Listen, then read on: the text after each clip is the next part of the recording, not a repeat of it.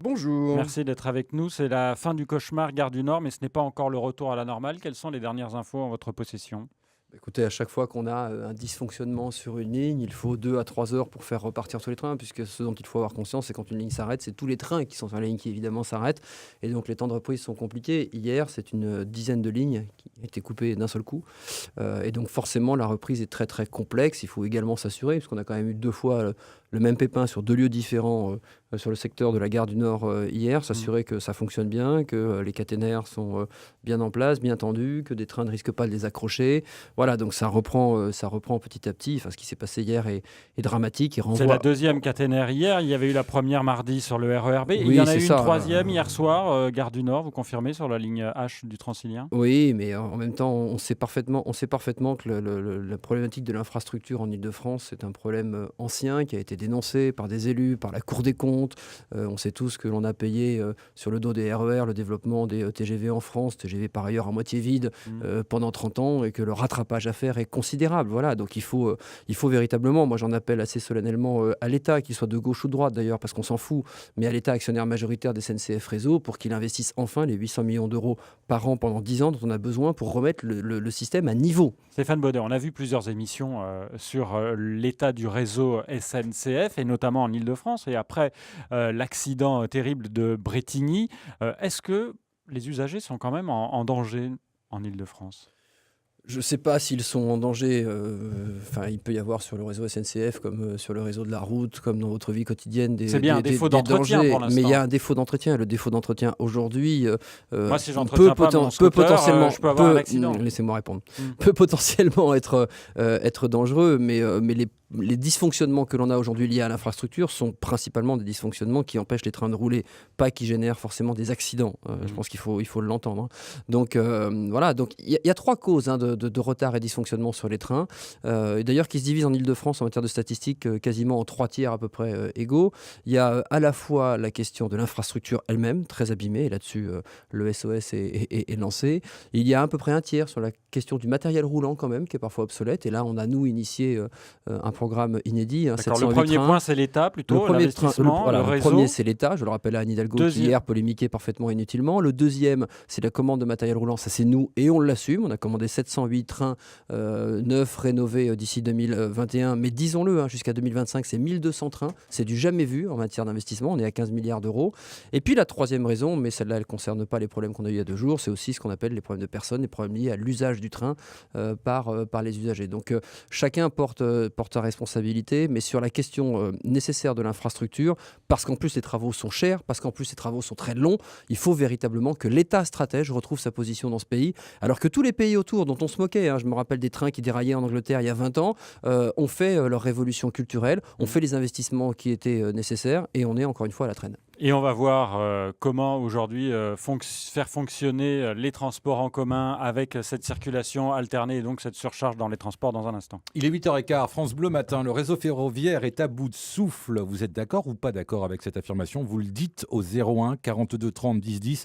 On vous écoute dans 5 minutes. Stéphane Baudet, vice-président chargé des transports, vice-président de la région chargée des transports avec Noé da Silva. Valérie Pécresse, la présidente de la région, votre présidente Stéphane Baudet, pour les Républicains, avait réclamé la circulation alternée. Est-ce que vous nous confirmez qu'aujourd'hui, elle demande la suspension de cette circulation alternée en Île-de-France? Écoutez, le communiqué de presse que nous avons lancé hier est quand même particulièrement précis. Vous n'êtes pas le premier journaliste à me poser la question, ce qui Parce que m'interroge sur peut-être que notre nos façon de auditeurs rédiger. ne reçoivent pas Voilà. les communiqués de presse de Valérie Oui, Pécresse. mais justement, comme c'est vous qui le retransmettez, retransmettons-les bien. Non, je pose la question, moi. Nous avons demandé, oui, mais c'est clairement écrit, j'insiste.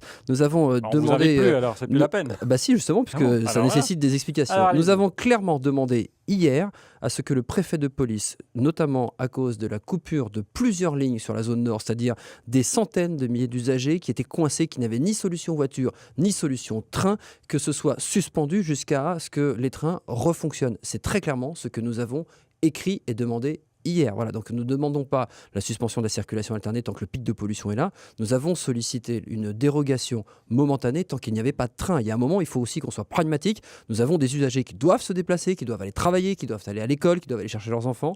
Et c'est ça la solution qui doit primer.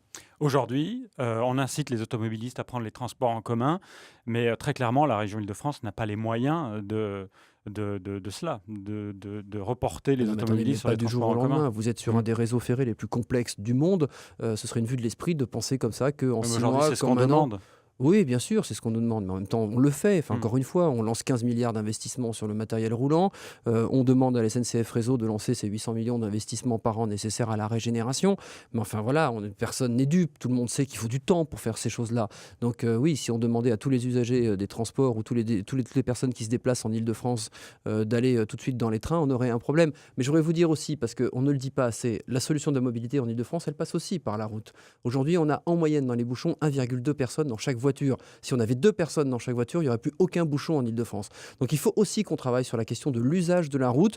Peut-être qu'on arrête à tirer de la boulet rouge sur celles et ceux qui sont obligés de prendre leur voiture, parce qu'il y a des endroits dans la région où il n'y a pas de process de transport aujourd'hui, ou en termes de bus. C'est pour ça qu'on a fait un plan bus d'ailleurs, et notamment très axé sur la Grande Couronne, qui sont obligés de prendre leur voiture. Il faut qu'on les aide, qu'on les accompagne pour aller vers des solutions de covoiturage, pour aller vers des voies réservées sur les routes, pour qu'on change l'usage de la route. Est-ce que vous, Stéphane Baudet, vice-président chargé des transports à la région, vous travaillez justement sur modifier la donne? C'est-à-dire qu'aujourd'hui, ce sont les personnes qui sont en bout de chaîne, qui utilisent leur voiture. Souvent, on les a incités à acheter des voitures diesel. Aujourd'hui, on les montre du doigt, ils polluent. Est-ce que vous réfléchissez à agir plutôt en amont?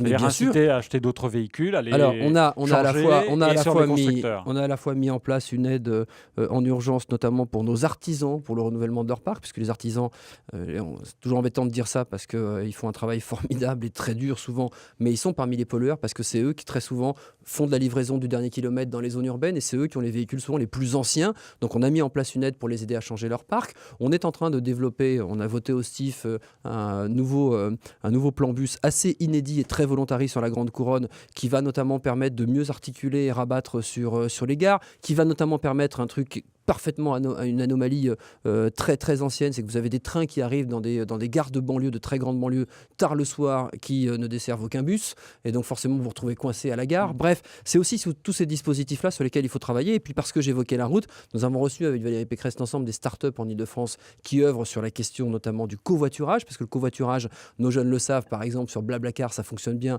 sur les trajets longue distance pour aller en vacances, ça ne fonctionne pas encore sur le trajet du quotidien, parce que c'est une contrainte du matin, il faut qu'on change des habitudes. Et donc, on essaie de travailler à toutes ces solutions mixtes. Encore une fois, les transports, c'est comme sur d'autres sujets en politique. Il n'y a pas une solution magique. C'est des dizaines de petites solutions cumulées les unes aux autres. Stéphane Baudet, la gratuité des transports en commun qui se poursuit aujourd'hui pour la 3e journée consécutive, ça coûte à peu près 4 millions d'euros par jour. Vous pouvez tenir combien de temps ? Je ne me pose pas la question comme ça. Non. Voilà, Est-ce que vous vous posez la question de savoir comment récupérer cet argent et notamment, est-ce que nous, les usagers, nous allons devoir payer plus un jour ? Non, mais il y a une discussion. Est-ce que l'on doit se tourner vers l'État pour une compensation sur ces périodes-là ? Mais c'est sûr qu'on est 3e jour aujourd'hui, donc à 12 millions de manque à gagner pour le syndicat des transports d'Île-de-France. Là encore, quand on nous demande de régénérer, quand on nous demande d'acheter du matériel roulant, quand on nous demande de faire mieux, 12 millions en moins, c'est 12 millions en moins. Donc ça va se ressentir sur la suite de non, la rénovation tout est fait du pour parc. Ah non, absolument pas. On a lancé les commandes, donc tout est fait pour que ce soit pas le cas. On fera les économies encore une fois en interne qu'il faut faire, mais il n'est pas impossible qu'on se tourne aussi vers l'État pour demander des compensations. Est-ce que vous avez des informations concernant la journée de demain ? Pas encore. La réunion a lieu chez le préfet de police tous les jours en milieu de journée, plutôt aux alentours de 13-14 heures pour faire un point sur le lendemain. C'est peut-être aussi ça, les dispositifs que l'on doit améliorer, à la fois parce que très clairement cette circulation alternée a été mise en œuvre trop tard. Ça fait longtemps que nous demandons l'automatisation en cas de pic de pollution pour sa mise en œuvre. Et en même temps, hier, on n'a pas été entendu quand on a demandé à lever cette circulation alternée alors que des milliers d'usagers étaient dans la panade. Donc on voit qu'on a quand même un problème de fonctionnement sur cette circulation alternée. Dernière question, Stéphane Baudet, vous êtes vice-président chargé des transports à la région, mais vous êtes également un sportif, vous courez les marathons. Est-ce qu'en ce moment, cette pollution vous gêne ? Moi, elle ne me gêne pas pour courir. En même temps, je ne peux pas conseiller pour des questions sanitaires à quiconque d'aller courir en ce moment. Voilà, vaut mieux faire du home trainer, dans une salle plutôt que d'aller courir dans notre région en ce moment, c'est clair.